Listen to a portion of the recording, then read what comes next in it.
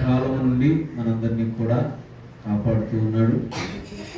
మరి రాత్రికాల సమయంలో మరి దైవజనులు మన మధ్యలోకి వచ్చి చక్కగా వాక్యాన్ని పంచుకున్నారు. అది ఎంతో ఆశీర్వాదకరమైనటువంటి మాటలు. జీవితంలో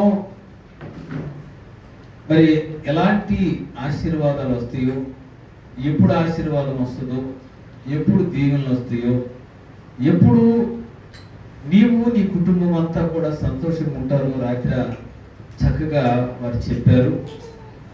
మరి ఈ రోజున మనందరం కూడా చాలామంది ఏమనుకుంటున్నారంటే, నేను పనికి వెళ్తే ఆశీర్వాదం వస్తుంది,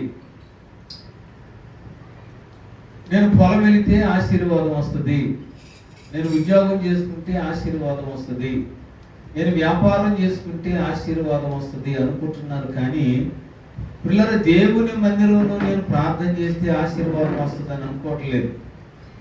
కారణం ఏంటంటే వారికి ఉన్నటువంటి భక్తి అలాంటిది, వారికి ఉన్న యుక్తి అలాంటిది.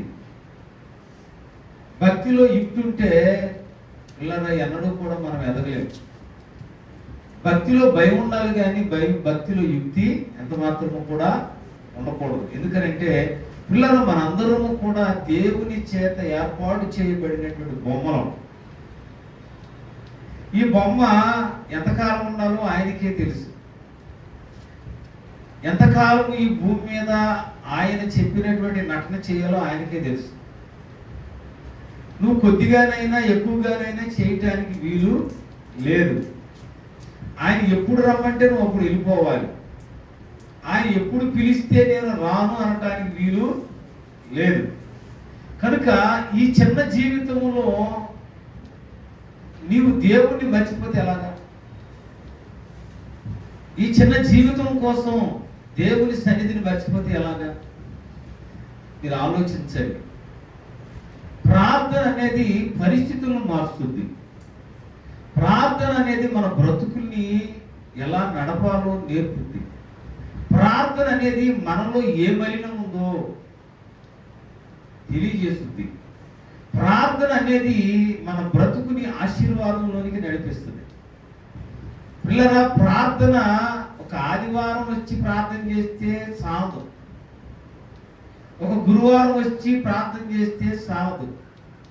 ఏదో ఒక గంట అరగంట వచ్చి నువ్వు దేవుని మందిరంలో కూర్చుని ప్రార్థన చేస్తే నువ్వు నేను పెద్ద భక్తులు అనుకుంటే చాలు. కానీ పిల్లల, ప్రార్థన అనేది నీవు సాయంత్రము, మధ్యాహ్నము, ఉదయము నీవు 3 పూటలు కూడా ప్రార్థన చేయాలి. ప్రార్థన నీ పరిస్థితులను మార్చుద్ది. ప్రార్థన నీ యొక్క ఆర్థికమైన ఇబ్బందుల నుండి నేను విడిపిస్తుంది. ప్రార్థన నీ యొక్క పాపముల నుండి నీకు జయాన్ని తీసుకొస్తుంది. ప్రార్థన నీ రోగము నుండి విడిపిస్తుంది. ప్రార్థన నీ ఆర్థికమైన ఇబ్బందుల నుండి నిన్ను విడిపిస్తుంది. ప్రార్థన నీకు తెలివినిస్తుంది. ప్రార్థన నీకు ఆరోగ్యాన్ని ఇస్తుంది. ఎప్పుడైతే నువ్వు మందిరానికి రావటం ప్రారంభిస్తావో, నీవు మందిరములో ఉండి కన్నీరు కార్చడం ప్రారంభిస్తావో, నువ్వు వాక్యమును చదవటం నీ ప్రారంభిస్తావో, అప్పుడు నీ జీవితము అద్భుతమైనటువంటి జీవితముగా మార్చబడదు. చాలా మంది జీవితాల్లో ఏమనుకుంటున్నారంటే, డబ్బు ఉండాలండి, డబ్బే ప్రధానమైనటువంటిది, పిల్లలే ప్రధానమైనటువంటి వాళ్ళు, ఈ లోకంలో ఉన్న ఆశలే ప్రధానమైనటువంటి అండి, కనుక దేవుడు సెకండ్ ఆప్షన్ అండి అనుకుంటున్నారు. దేవుడు సెకండ్ ఆప్షన్ అనుకుంటున్నారు. కానీ పిల్లరా, మీకు తెలియని సత్యం ఏంటంటే, మీకు తెలియనటువంటి సత్యం ఏంటంటే, అన్నిటికంటే ముందు ఉండాల్సింది దేవుడు. హల్లెలూయా. అన్నిటికంటే ముందు పెట్టుకోవాల్సింది దేవుణ్ణి. కారణం ఏంటంటే, ఆయన నిన్ను చూస్తూ ఉన్న దేవుడు, ఆయన నీతో మాట్లాడుతున్న దేవుడు, ఆయన నిన్ను ఆదరిస్తున్నటువంటి దేవుడు, ఆయన నిన్ను బ్రతికిస్తున్న దేవుడు. హల్లెలూయా, హల్లెలూయా. అలాంటి దేవుని సన్నిధిని నువ్వు వెనకబెడుతున్నావు అంటే, అలాంటి దేవుని యొక్క కృపను నువ్వు వెనకబెడుతున్నావు అంటే, నీ జీవితంలో ఎన్నో నష్టాలు, కష్టాలు, ఇబ్బందులు, ఇరుకులు నువ్వు సరి చూస్తావని జ్ఞాపకం చేసుకో. నీవు దేవుని కొరకు నువ్వు నిలబడినప్పుడు దేవుడు నిన్ను ఆశీర్వాదకరమైన వ్యక్తిగా నిన్ను మారుస్తాడు. దేవుని కొరకు నీవు ఎంతటికైనా ముందుకు వెళ్ళడానికి నువ్వు ఇష్టపడినప్పుడు దేవుడు అందరికంటే నిన్ను ముందుగా ఉంచుతాడు. హల్లెలూయా, హల్లెలూయా. కనుక నా ప్రియమైన దేవుని బిడ్డలారా, మన ప్రార్థనా జీవితం ఉందే అది ఎంతో విలువైనదిగా మనం ఎంచుకోవాలి. మందిరంలోనికి వచ్చినప్పుడు మనందరము కూడా ఆయన మాటలను జాగ్రత్తగా వినాలి. వాక్యం చదువుతావా? ప్రతి ఆదివారము, ప్రతి శనివారము, ప్రతి రోజు నువ్వు వాక్యములు చదివినట్లయితే నీ బ్రతుకు గమ్యాన్ని దేవుడు నీకు చూపిస్తాడు. చాలా మంది పిల్లరా ఆదివారం ఏదో ప్రార్థనకు వచ్చినప్పుడు, లేకపోతే ఏదైనా కుటుంబ ప్రార్థనలు పెట్టినప్పుడు, లేకపోతే ఏదో ఒక కార్యక్రమం పెట్టినప్పుడే బైబిల్ చదువుతావు. కానీ నీవు రోజు బైబిల్ చదువుకుంటా ఉన్నప్పుడు ఆ బైబిల్లో ఉన్నటువంటి వాక్యము, దేవుని మాటలు నీ జీవితానికి చుక్కానిలాగా పనిచేస్తాయి. ఎవరైతే బైబిల్ చదవరో, ఎవరైతే దేవుని మాటలు వినరో వారి జీవిత గమ్యం ఏంటో వారికి తెలియదు. వారి జీవితంలో వారు ఏమి సాధించాలో, జీవితంలో వారు ఎలా ముందుకు వెళ్ళాలో వారికి తెలియదు. కారణం ఏంటంటే వాళ్ళు ఆశీర్వాదకరమైనటువంటి పరిశుద్ధమైనటువంటి మాటలను వారి హృదయంలో ధ్యానించలేకపోతున్నారు. కారణం ఏంటంటే ఈ లోక సంబంధమైనటువంటి కోరికలు, ఈ లోక సంబంధమైన ఆశలు, ఈ లోక సంబంధమైనటువంటి బలహీనతలు వారిని ఏలుబడి చేయొచ్చు. పిల్లలు చూడండి, పిల్లలు మన వాక్యంలోకి వెళ్దాం. ఒక మాటను మనం జ్ఞాపకం చేసుకుందాం. చూడండి పిల్లరా,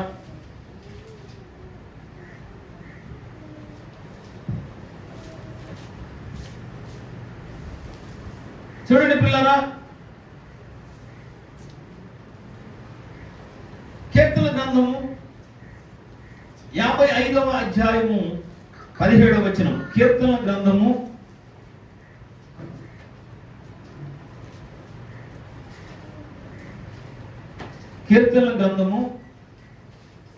55వ అధ్యాయము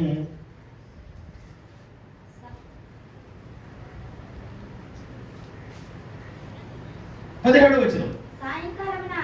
సాయంకాలమున ఉదయమున మధ్యాహ్నమున నేను ధ్యానించుచు మొరపెట్టుకొందును, ఆయన నా ప్రార్థన ఆలకించును. పిల్లరా, మన ప్రార్థన అనేది ఎప్పుడు చేయాలండి? ఎన్నిసార్లు చేయాలి పిల్లరా? ఏదో కొద్దిసేపు వచ్చి నువ్వు ప్రార్థన చేయటం వల్ల, ఏదో కొద్దిసేపు వచ్చి నువ్వు దేవుని సన్నిధిలో ఉండటం వల్ల నీకు శ్రేష్టమైన ఆశీర్వాదాలు రావు. కారణం ఏంటంటే నువ్వు చేయవలసినటువంటి ప్రార్థన ఉంటుంది. అది సాయంకాలపు ప్రార్థన, మధ్యకాలపు ప్రార్థన, ఉదయకాలపు ప్రార్థన. కనుక పిల్లరా, నీవు ప్రార్థన చేయటం అనేది చాలా ప్రాముఖ్యమైన విషయముగా దేవుడు మాట్లాడుతూ ఉన్నాడు. పిల్లరా, నీవు సాయంత్రము నీ పిల్లల కొరకు నువ్వు ప్రార్థన చేయాలి. సాయంకాలము నీ కుటుంబం కొరకు ప్రార్థన చేయాలి. ఎందుకంటే సాయంత్రకాలం సమయంలో ఏ దైవ శక్తులు నీ బిడ్డ మీద పనిచేస్తాయో, ఏ మరణదూత నీ ఇంటికి వస్తుందో తెలియదు. కనుక వారి ప్రాణముల కొరకు నువ్వేం చేయాలంట? దేవుని సన్నిధిలో మొరపెట్టాలి. ప్రార్థన చేయడం అంటే ఏంటి? మొరపెట్టడం, కన్నీరు విడవటం, నీ యొక్క సమస్యను, నీ బాధను, నీ కష్టమును ఆయన సన్నిధిలో నువ్వేం చేయాలంట? పిల్లరా, విజ్ఞాపన చేయాలి, మొరపెట్టాలి దేవుని సన్నిధిలో.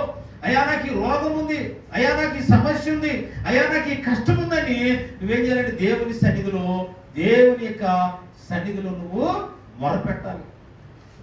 పిల్లరా, మధ్యకాల సమయంలో ఎందుకు ప్రార్థన చేయాలి? మధ్యకాల సమయంలో నీ ఇంటికి రోగం పట్టకుండా ఉండాలంటే నువ్వేం చేయాలి? ప్రార్థన చేయాలి. ఎక్కువ సమయంలో పిల్లరా రోగాలు మధ్యాహ్నం వస్తాయి, జనాలని, సమస్యలని మధ్యకాల సమయంలో వస్తాయి. మధ్యకాల సమయంలో ఎందుకు ప్రార్థన చేయాలి? ఏ రోగము నీ దగ్గరికి చేరకూడదు, ఏ రోగము నీ కుటుంబం దగ్గర చేరకూడదు, ఏ రోగము పిల్లరా నీ బిడ్డల మీద పని చేయకూడదు. పిల్లరా, సాయంకాలమున దురాత్మ శక్తులను ఇంట్లోనికి రాకుండా నువ్వు ప్రార్థన చేయాలి. మధ్యకాల సమయంలో ఏ రోగము ఇంటికి రాకుండా నువ్వు ప్రార్థన చేయాలి. పిల్లరా, మరి ఉదయకాల సమయమున రేయి మొదటి జామునే ఉదయకాల సమయంలోనే మనం ఏం చేయాలంటే మన క్షేమము కొరకు మనం ప్రార్థన చేసుకోవాలి. పిల్లరా, మీరు ఎలా చేస్తారో చేయరో నాకు తెలియదు, కానీ పిల్లరా నేను ఇంట్లో నుంచి బయటికి వెళ్ళడంతోనే పిల్లరా నేను ప్రార్థన చేసిన ఇంట్లో నుంచి బయటికి వస్తాను. ప్రియమైన దేవుని పిల్లలారా, మన జీవితంలో మనం ఎదగాలి అంటే, మన సంతోషంగా ఉండాలి అంటే, మన కుటుంబము ఆశీర్వాదకరంగా ఉండాలంటే కారణం ఏంటంటే ప్రార్థన. దేవుని కంటే ఏది కూడా విలువగా నువ్వు ఎంచకూడదు. అది నీ పిల్లలే కానీ, నీ భర్తలే కానీ, నీ ఆస్తులే కానీ, నీ అంతస్తులే కానీ ఏది కూడా నీ విలువగా ఎంచకూడదు. కారణం ఏంటంటే నీ భర్తను, నీ కుటుంబాన్ని, నీకు ఆస్తిని, నీకు అంతస్తుని ఇచ్చింది ఆ పరలోకమందున్న దేవుడు. కనుక నీవు మొట్టమొదటిగా లేచిన వెంటనే ఆయనను స్తుతించాలి, ఆయన సన్నిధిలో మోకరించాలి, ఆయనతో నడవటానికి నీవు ఇష్టపడాలి. పిల్లరా, నీ జీవితము ఒక పరిపూర్ణమైన ఆశీర్వాదంలోనికి నడవాలంటే నువ్వేం చేయాలంటే ప్రార్థన చేయాలి. పిల్లరా, భూమి ఎండిపోయింది, భూమి ఎండిపోయింది, నీళ్లు లేవు, అది మొలకెత్తుద్దా? మొలకెత్తుద్దా చెప్పండి. పొలాలు బీడు వారిపోయినాయి, వాన పడతలేదు. వాన పడిపోతే పిల్లరా పంట పండుద్దా? నీ ప్రార్థన ఎలా ఉండాలంటే పంట పండే ప్రార్థనగా ఉండాలి. హల్లెలూయా, హల్లెలూయా. నీ ప్రార్థన దేవుని సన్నిధికి చేరి అది మొలకెత్తే ప్రార్థనగా ఉండాలి. పిల్లరా చూడండి, పిల్లరా కీర్తన గ్రంథము 65వ అధ్యాయము, కీర్తన గ్రంథము 65వ అధ్యాయం 11వ వచనం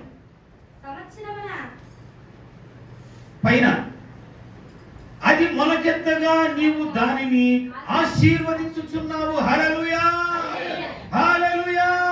పిల్లరా, నీవు ప్రార్థన చేయగా, పిల్లరా నీవు ప్రార్థన చేయగా ఆ ప్రార్థనట ఎలా ఉంటుందంటే మొలకెత్తినటువంటి దానిగా దేవుడు చేయాలి.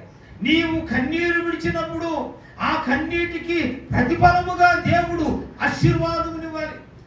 పిల్లలు, ఎండిపోయినటువంటి నీ జీవితము ఒక ఆశీర్వాదకరంగా మారాలి.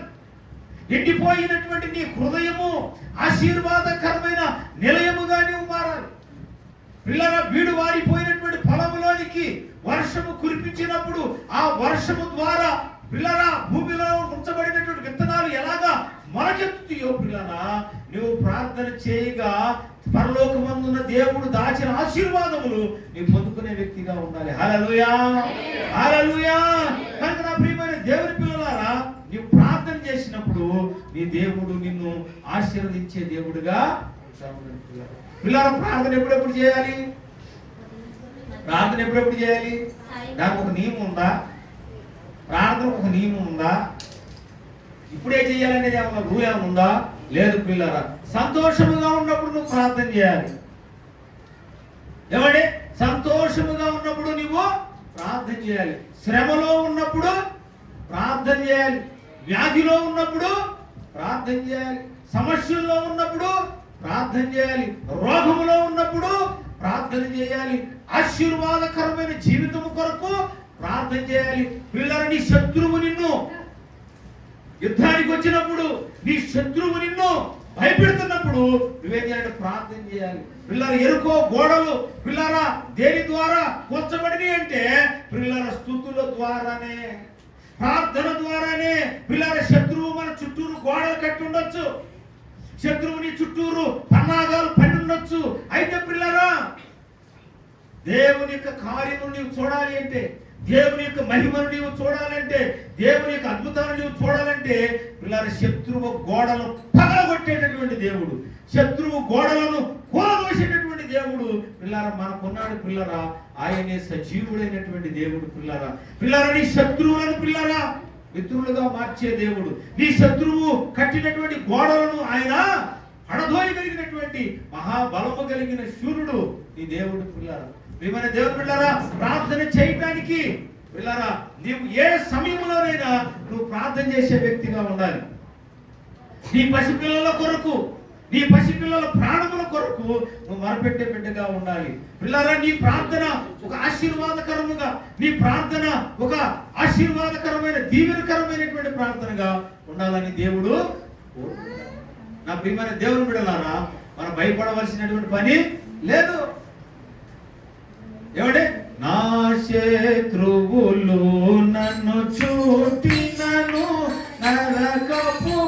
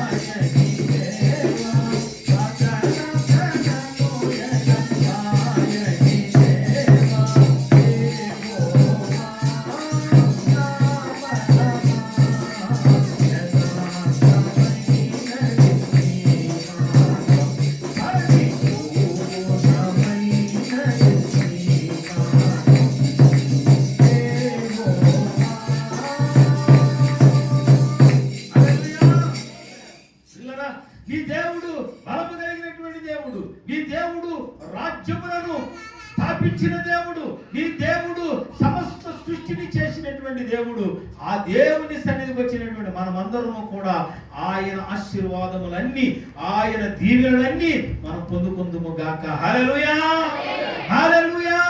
ఆయన నిన్ను ఆశీర్వదించేటటువంటి దేవుడు, ఆయన నిన్ను దీవించేటటువంటి దేవుడు, ఆయన నీకు సమృద్ధిని ఇచ్చేటటువంటి దేవుడు. పిల్లరా, మనిషికి ఓపి బలం ఉండగా తెలియదు దేవుడి విలువ. ఏమంటే ఆశీర్వాదము ఉన్నప్పుడు తెలియదు బాధ విలువ.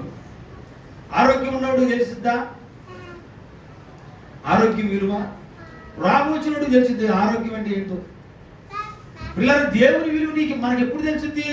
దేవునితో నడుస్తున్నప్పుడు తెలుస్తుంది, ఆయన కార్యములు చేస్తున్నప్పుడు తెలుస్తుంది, ఆయనతో మనతో ఉండి మనం నడిపిస్తాడే అప్పుడు తెలుస్తుంది. పిల్లరా, నీకు నిజంగా నీ జీవితంలో దేవుడు ఏం చేయగలడు.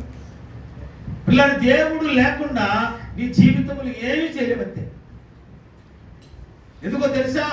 ఆయన నీ ప్రార్థనకు జవాబునిచ్చే దేవుడు. హల్లెలూయా, హల్లెలూయా. నీ బిడ్డల జీవితాలను ఆశీర్వదించేటటువంటి దేవుడు. పిల్లలు లేరని, ఆశీర్వాదాలు లేదని, సంతోషము లేదని పిల్లరా ఒకవేళ బాధపడుతున్నావేమో. వ్యాధి వచ్చింది, నా బతికి ఏమైపోతుంది, నేను చచ్చిపోతానని నువ్వు బాధపడుతున్నావేమో. నా దేవుడు సజీవుడు. నీ పిల్లల్ని ఆశీర్వదించేటటువంటి దేవుడు, నీ పిల్లలకు గర్భఫలాన్ని ఇచ్చేటటువంటి దేవుడు, నీ రోగమును బాగు చేసేటటువంటి దేవుడు నా ప్రభు అయిన క్రీస్తు. హల్లెలూయా, హల్లెలూయా.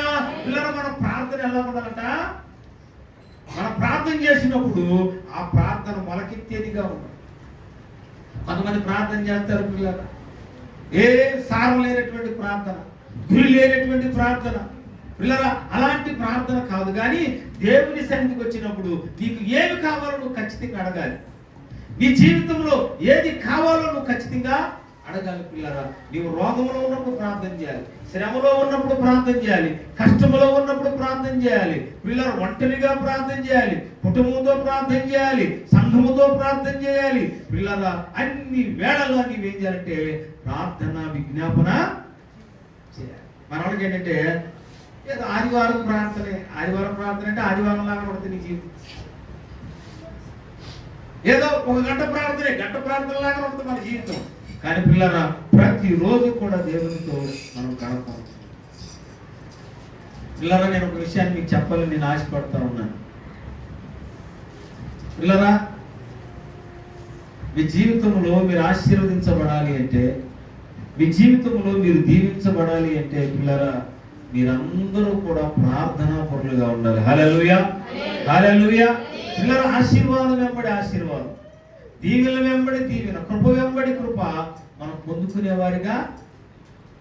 చాలా మంది అండి అసూయ పరులు ఉంటారు, చాలా మంది ఉంటారు. దీవించబడుతున్నప్పుడు చూసి ఏడ్చే వాళ్ళు ఉంటారు.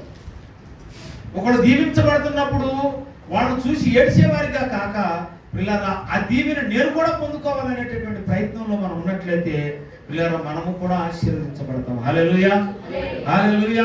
ఈ మధ్యన ఒకసారి ఒక మాట నేను విన్నాను పిల్లలు. పిల్లలు కొంతమంది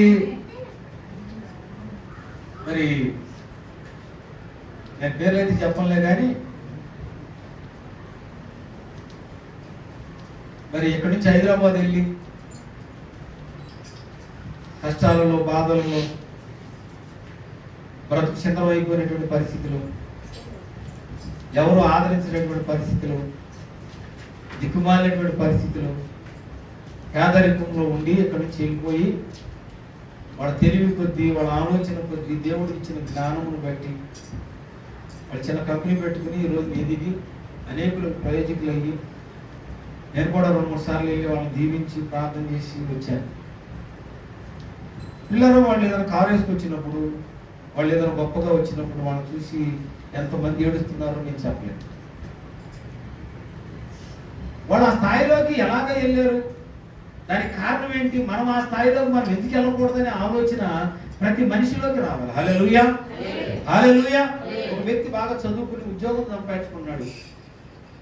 ఉద్యోగం సంపాదించుకునేటువంటి వ్యక్తి ఇతను ఎలాగ ఉద్యోగం సంపాదించుకున్నాడు, నేను ఎందుకు సంపాదించుకోకూడదు అనేటటువంటి కసి నీలో ఉండాలి తప్ప, ఆడు ఉద్యోగం సంపాదించుకున్నాడు, బండి కొనుక్కున్నాడు, కారు కొనుక్కున్నాడు, లేకపోతే ఇంకేదో కొనుక్కున్నాడు అనే వాడి చూసి ఏడ్చేటటువంటి పరిస్థితి ఏ క్రైస్తవుడికి ఉండకూడదు. ఏ క్రైస్తవుడికి ఉండకూడదు.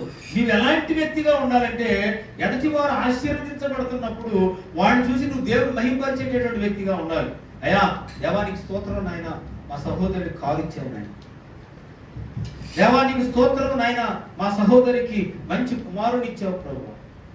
కొంతమంది ఈ సంవత్సరం పొలాలు కొనుక్కోవాలనే ఆలోచనలో ఉన్నారు, కొంతమంది బంగారం కొనుక్కోవాలనేటువంటి ఆలోచనలో ఉన్నారు, కొంతమంది ఒక ఇల్లు కట్టుకోవాలనేటువంటి ఆలోచనలో ఉన్నారు. దేవుడు అటువంటి వారి అందరి ఆలోచన సఫలం చేయను గాక. హల్లెలూయా, హల్లెలూయా. ఎదుటి వారిని బట్టి నువ్వు అసూయ పడటం మానేసి నువ్వేం చేయాలంటే నువ్వు ఆశీర్వదించాలి. నిన్ను ఆశీర్వదించే వారిగా చేశాడా, శపించే వారిగా చేశాడు దేవుడు? చెప్పాలి మీరు. ఎలాంటి వారికి చేశాడు దేవుడు? నిన్ను ఆశీర్వాదించేటటువంటి వ్యక్తిగా నిన్ను చేశాడు. కనుక పిల్లరా, అలాంటి మనసులు పిల్లరా ఎవ్వరికీ ఉండకూడదు. ఎందుకంటే దేవుడు కృప వెంబడి కృప, ఆశీర్వాదం వెంబడి ఆశీర్వాదం, దీవెనల వెంబడి దీవెనలు దేవుడు ఇచ్చేవాడిగా. పిల్లరా, మనం మేము వెళ్ళినప్పుడు ఒక తమ్ముడు 3 కోట్లు పెట్టి ఇల్లు కట్టాడు. అంతేనా ఏంటి? అది ఎక్కడి నుంచి వచ్చింది? ఎక్కడి నుంచి వచ్చింది చెప్పండి? ఎక్కడి నుంచి వచ్చింది? అతను కష్టం చేసుకున్నాడు, అప్పు చేసుకున్నాడు, రకరకాలుగా తన బాధ ఏదో పడ్డాడు. దేవుడు అతనికి ఆ ఇల్లు ఇచ్చాడు. దాన్ని చూసి నువ్వు ఏడవచ్చా? దాన్ని చూసి నువ్వు ఏడవచ్చా? నువ్వు ఏడ్చావంటే ఏమన్నదా నీకు? అంతే ఏమండి? కారణం ఏంటో తెలుసా?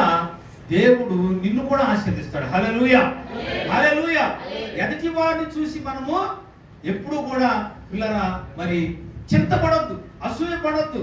పిల్లరా, నేను వెళ్ళినప్పుడు నాకు చాలా సంతోషం వేస్తుంది. ప్రభువా, చిన్న కంపెనీ నేను వెళ్ళి ప్రార్థన చేసినప్పుడు దేవుడు వారిని దీవించాడు, వారిని ఆశీర్వదించాడు. అయితే నేను గుర్తున్నానో లేదో నాకు తెలియదు కానీ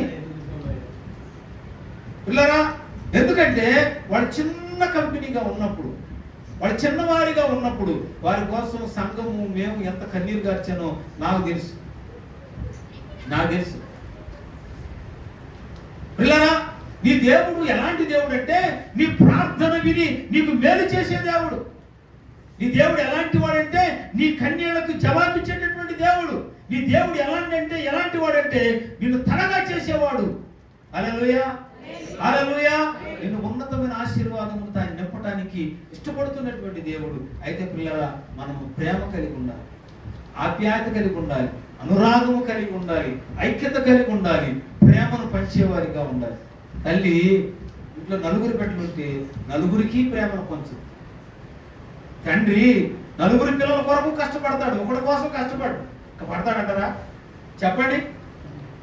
అలాగే సంఘములో ఉన్నటువంటి మీరందరూ కూడా దేవుని కొరకు, ఆ దేవుడిని నమ్ముకున్నారు కనుక ఆ దేవుని ప్రేమను మీరు కూడా చూపించాలి. నిన్ను బట్టి అనేక మంది దేవుణ్ణి ఎరిగేవారిగా ఉండాలి. నిన్ను బట్టి అనేక మంది దేవుణ్ణి మహిమపరిచేవారిగా ఉండాలి. నిన్ను బట్టి దేవుని సన్నిధికి వచ్చి వాళ్ళు ఆరాధించేవారిగా ఉండాలి. అంతేగాని పిల్లరా, నిన్ను బట్టి దేవుణ్ణి దూషించేవారిగా ఎవరు కూడా ఉండటానికి వీలు లేదు. కనుక నా ప్రియమైన దేవుని బిడ్డలారా, నీవు ప్రార్థన ఏ సమయంలో చేయాలనేటువంటి రూల్ అయితే ఏమీ లేదు, కానీ ప్రతి సమయంలో కూడా నువ్వు ప్రార్థన చేయాలి. ప్రతి సమయంలో కూడా నువ్వు దేవుడిని ఆరాధించాలి. ప్రతి సమయంలో కూడా దేవుడిని మహింపరచాలి. దేవుడికి ఎంత ఇచ్చినా తప్పు లేదని రాత్రి ఆయన చెప్పాడా? రాత్రి ఆయన అన్నాడు, ఎంత ఇచ్చినా కృప కొలది, ఆయన ఇచ్చిన దాని కొలది నువ్వు దేవునికి ఇస్తే ఏం చేస్తానంటే దేవుడు ఆకాశపు వాకిలు విప్పి పట్టజాలినటువంటి ఆశీర్వాదాలు ముగిస్తాడు. ఏమంటే ఆయన నువ్వు దేవుని సన్నిధికి వచ్చేటప్పుడు నీ ఉత్త చేతులతో రాకూడదు. నేను చెప్పారా? నీ ఉత్త చేతులతో రాకూడదు. నువ్వు ఉత్త చేతులతో వస్తే నీ చేతులైన ఉత్త చేతులతో ఉంటాయా? పిల్లరా, నీ దేవుడు ఎలాంటి దేవుడు అంటే నిన్ను ఆశీర్వదించేటటువంటి దేవుడు, నిన్ను బాధ పెట్టే దేవుడు కాదు. అందరికంటే నీ బిడ్డలు ఎందుకు దీవించాడు? కారణం ఏంటి? నువ్వు దేవుడి కోసం చేస్తావని, నువ్వు దేవుడి కొరకేమో ప్రయాసపడతావని. ఈ ఊళ్ళో అందరికంటే నిన్ను ఎందుకు దేవుడు ఎంచుకున్నాడు? దేవుడు ఎందుకు నిన్ను నిలబెట్టినట్టే ఆయన కొరకు నువ్వు నిలబెడతావు. ఎవరు లేరా? లోకంలో ఎవరు లేరా? చాలా మంది అన్నారు, నన్ను ఎందుకు నిలబెట్టాడు? నన్ను ఎందుకు నిలబెట్టాడంటే అనేక ఆత్మల్ని నా కొరకు ఆయన కొరకు నేను సంపాదిస్తానని. నిన్నెందుకు నిలబెట్టాడు? ఇక్కడ ఎందుకు నిలబెట్టాడంటే ఆయన పనికి చేస్తాడు. దేవుని బిడ్డలారా, దేవుడు నీ ప్రార్థనని విని నీవు మొలకెత్తి ఆశీర్వాదాలు పొందాలి. హల్లెలూయా, హల్లెలూయా. పిల్లరా, చాలా మంది జీవితాలు ఎలా ఉంటున్నాయి అంటే మూడుబారిపోయిన జీవితాలు.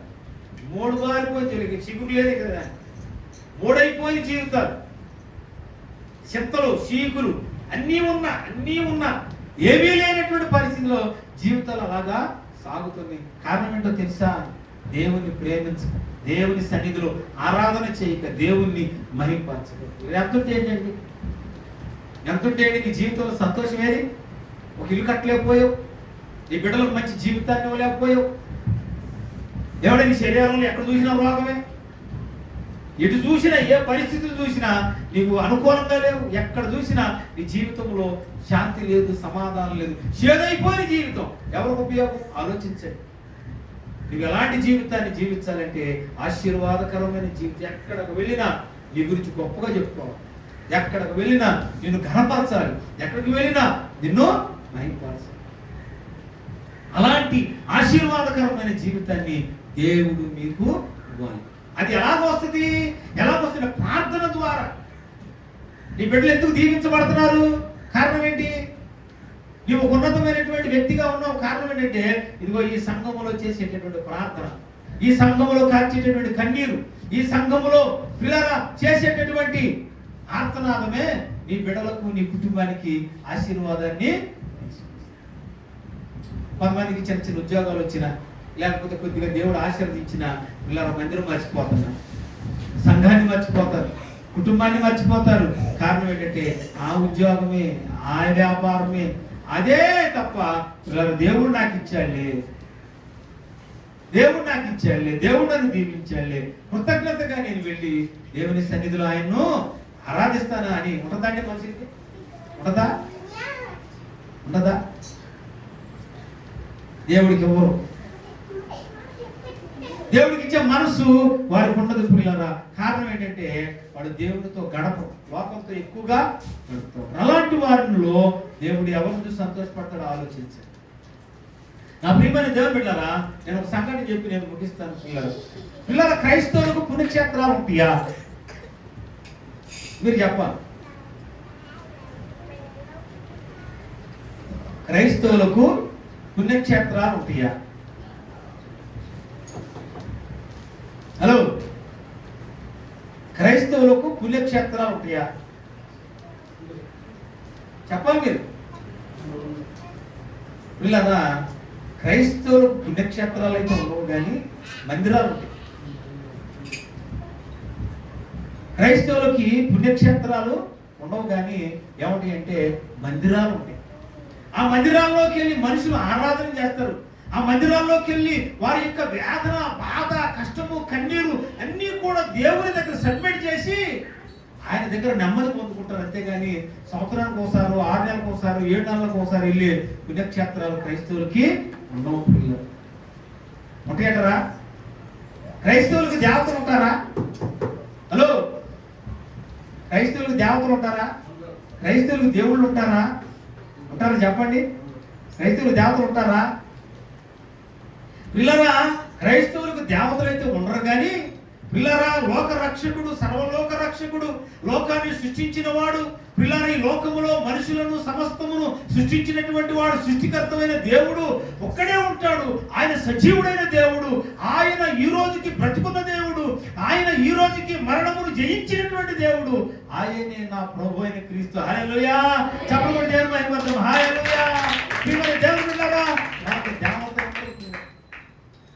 మన పుణ్యక్షేత్రాలు ఉండవు పిల్లరా. మరి పిల్లరా, ఈ రోజున పిల్లరా నేను ఒక సంఘటన విన్నాను.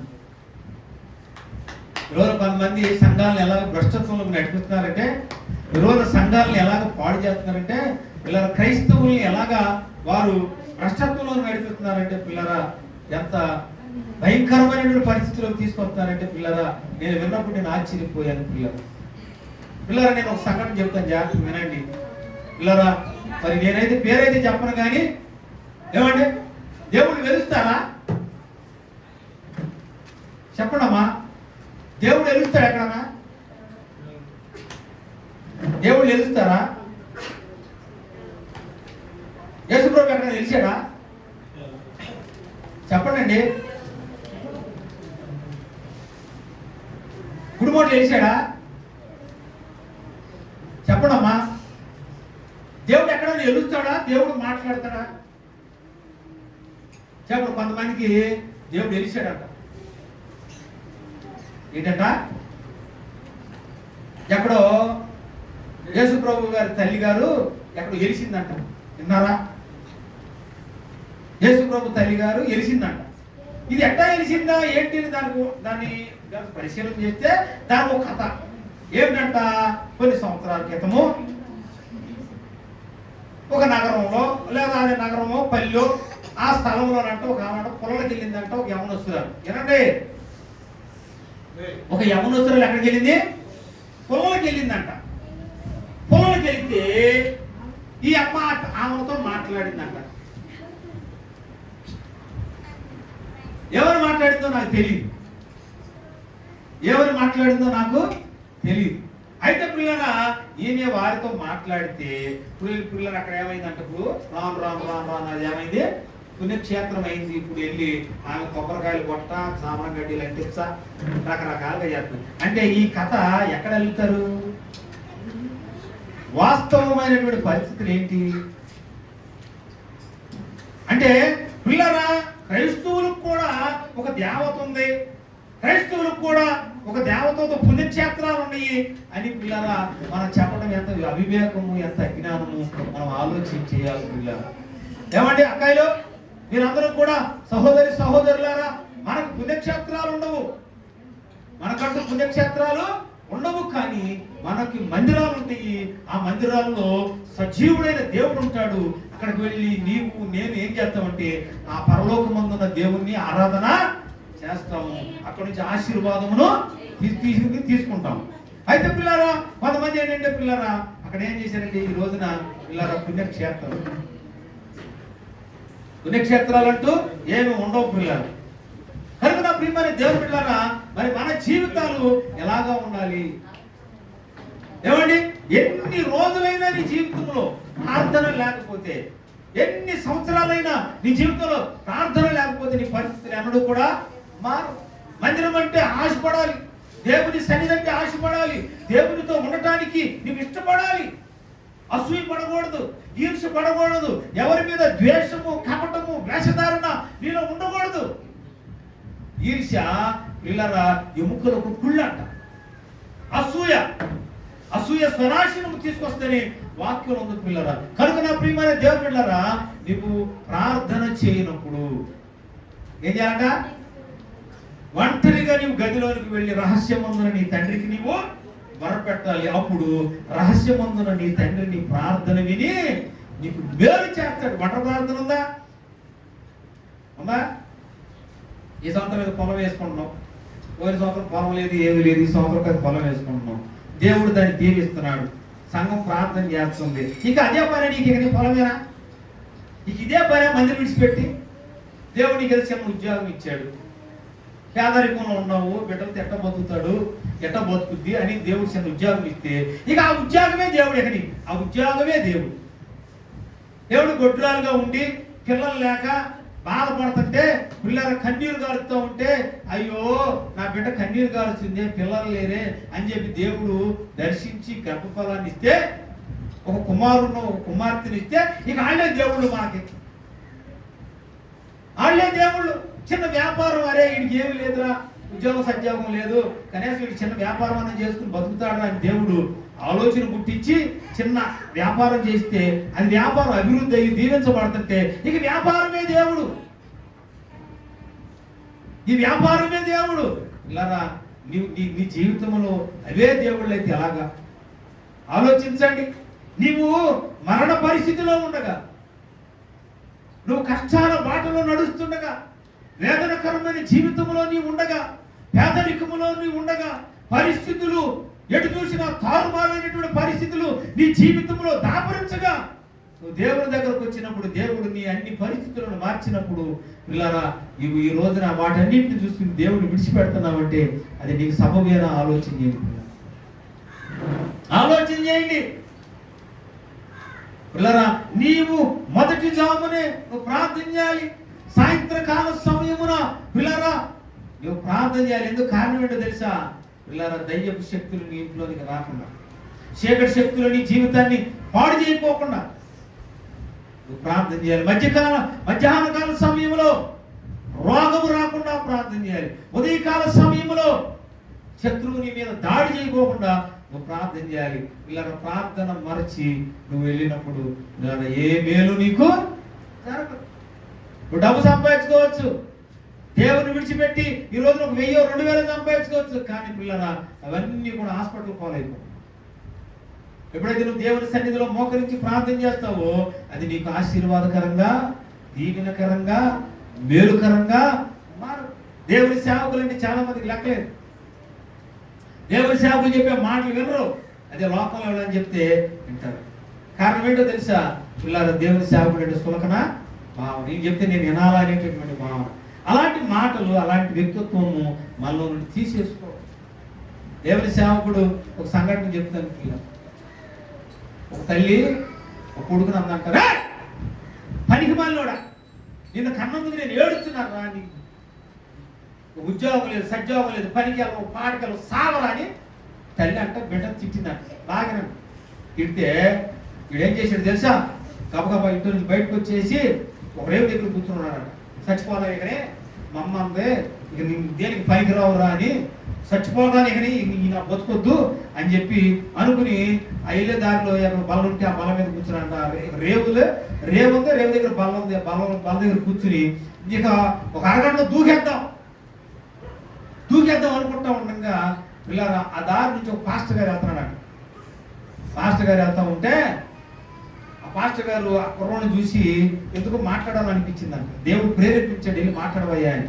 వెళ్తే పిల్లరా ఆ కుర్రోని అడిగాడంట, తమ్ముడా ఏంటి తమ్ముడు ఇక్కడ కూర్చున్నావు అని అంటే అన్నట కుర్రోడు, అయ్యా మా అమ్మ నన్ను తిట్టింది, నన్ను అవమానించింది, నన్ను ఇలాగంది, నన్ను అలాగంతా చచ్చిపోరా అందే, అందుకని నేనేం చేశానంటే చచ్చిపోదామని నేను వచ్చేసాను అయ్యా అంటే ఆయన అన్నట, బాయ్ తల్లి ద్వేషించిన, తండ్రి ద్వేషించిన, అన్నదమ్ములు అక్క చెల్లెలు ద్వేషించిన దేవుడు నీకున్నాడయ్యా, దేవుడు నిన్ను ఆశీర్వదిస్తాడు, దేవుడు నిన్ను దీవిస్తాడు, రావయ్యా మందిరానికి రావయ్యని ఆ సేవకుడు చెప్పి ఆ మందిరంలో తీసుకొచ్చి ప్రార్థన చేశాడంట పిల్లరా.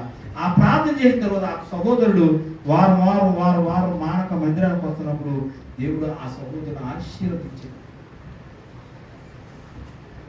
నీ పిల్లలు మార్చేది ఎవరు? నీ కుటుంబాన్ని మార్చేది ఎవరు? నీ బిడ్డలకు మంచి మాటలు చెప్పేది ఎవరంటే దేవుని సేవకులు. వారి బ్రతుకుల్లో ఆశీర్వాదాన్ని తీసుకొచ్చేది, వారి బ్రతుకుల్లో దేవుని ప్రేమను తీసుకొచ్చేది. నీ కుటుంబం అంతా ఆకలితో ఆక్రందం చేస్తూ ఉంటే, ఊరోళ్ళంతా చూసి నవ్వుకుంటుంటే, దేవుని సేవకుడు ఒక్కడే వచ్చి నీ కుటుంబం కొరకు, నీ ఆరోగ్యం కొరకు ప్రార్థన చేసి ఆ లోకమందున తండ్రి సన్నిధిలో నీ కొరకు విజ్ఞాపన చేసేది. అటువంటి దైవ సేవకుడిని మనం అవమానించవచ్చా? ఇల్లు తక్కువగా మాట్లాడొచ్చా? ఎవరన్నా దీవించబడి ఎవరన్నా గొప్పగా ఉండే, కానీ మన దైవజనులు మాత్రం గొప్పగా ఉంటానికి వీలు. ఆయన ఎంతకాలం సైకిల్ మీదే ఉండాలి, ఎంతకాలం సైకిల్ మీదే ఉండాలి ఆయన. ప్రియమైన దేవుని బిడ్డలారా, మనం అందరం కూడా ఆశీర్వాదకరమైన బిడ్డలుగా ఉండాలి, దీవెనకరమైన బిడ్డలుగా ఉండాలి. పిల్లరా, పుణ్యక్షేత్రాలకు వెళ్తున్నారా? పుణ్యక్షేత్రాలకు వెళ్తున్నావా? ఏమండి, పుణ్యక్షేత్రాలకు ఎన్నడూ కూడా మనకంటూ పుణ్యక్షేత్రము ఏది ఉండకూడదు. మనకేముండాలి? పరలోకమే. పరలోకమే నా అంతఃపురం,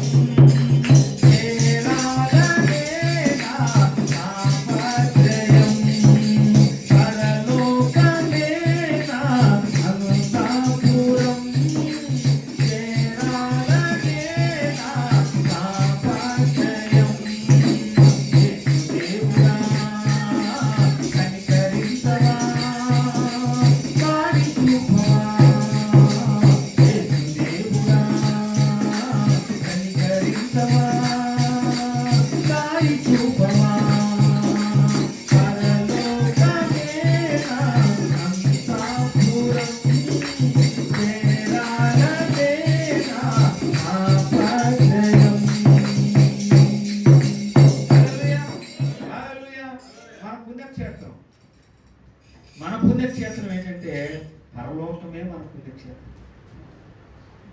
మన అంతము పరలోకం, మన ఆశీర్వాదము పరలోకం, మన దీవెన పరలోకము.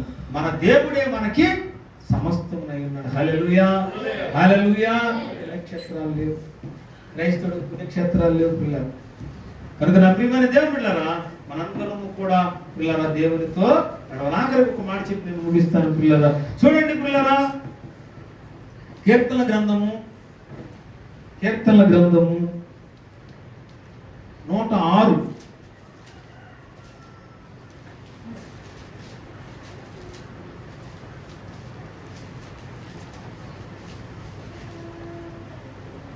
చూడండి పిల్లలు, మనకి ఏం ఉండకూడదు దేవుడు అక్కడ చెప్తా ఉన్నాడు. ఏమండి, అక్కడ 35వ వచనం చదవమ్మా. అన్యజనులతో సావాహసము చేసి వారి క్రియలు నేర్చుకొనిరి, వారి విగ్రహములకు పూజ చేసిరి, అది వారికి ఉరి ఆయను. చూసారా? ఏమండి, సావాసం చేయడం తప్పు? అన్యులతో సావాసం చేయొద్దా మనం? చెప్పండి, అన్యులతో సావాసం చేయాలొద్దా? చేయాలొద్దా? అయితే నువ్వు చేయొచ్చు, కానీ ఇక్కడ ఏం చేశారంటే వారి విగ్రహములకు, ఎవరిళ్ళు? దేవుని ఎరిగిన బిడ్డలు. అది వీళ్ళు ఎవరండి? దేవుని ఎరిగిన బిడ్డలు, రక్షణ పొందిన బిడ్డలు, ఆయన రక్షణ కార్యములను చూసిన బిడ్డలు. అదంట వారికి. తర్వాత ఆ పైన చూడండి కొద్దిగా. మరియు వారు ఏనండి అమ్మా, మరియు వారు తమ కుమారులను తమ కుమార్తెలను చూసారా, బలిగా అర్పించిరా. నిరపరాధ రక్తము అనగా తమ కుమారుల రక్తము, తమ కుమార్తెల రక్తము ఒలికిచ్చిరి. కానాను దేశపు వారి బొమ్మలకు వారిని బలిగా అర్పించిరి. ఆ రక్తము వలన దేశము అపవిత్రమాయను, తమ క్రియల వలన వారు అపవిత్రులైరి, తమ నడవడి వ్యభిచరించిన వారైరి. చూసారా? ఏమండి, అన్యులతో సావాసం చేయడం తప్పులేదు. ఇప్పుడు మనం పనికి వెళ్ళాలండి, పొలం పనికి వెళ్ళాలి. పొలం పనికి వెళ్తేనే మనకి గడుస్తుంది పిల్లరా. లేదా ఒక కంపెనీలో మనం చిన్న జాబ్ చేసుకోవాలి, వాడు అన్యులు, వాడు దేవుని ఎరగనటువంటి వాడు. అక్కడికి వెళ్ళాలి, పని చేసుకోవాలి, కానీ వారి యొక్క విగ్రహములను పూజ చెయ్య. అర్థం మీకు? వారికి పెట్టినటువంటిది ఏది కూడా మనము వినకూడదు. వాక్యం చెప్తా ఉంది, నేను చెప్పట్లేదు, దేవుడు చెప్తా ఉన్నాడు.